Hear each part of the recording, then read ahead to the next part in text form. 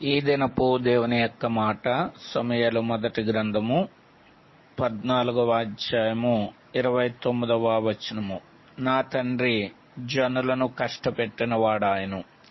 కష్టపెట్టిన కొన్ని మార్లు మనుషుల యొక్క ఆలోచనలు, తలంపులు తన తోటి వారికి కష్టాన్ని కలిగించేవిగా ఉంటాయి.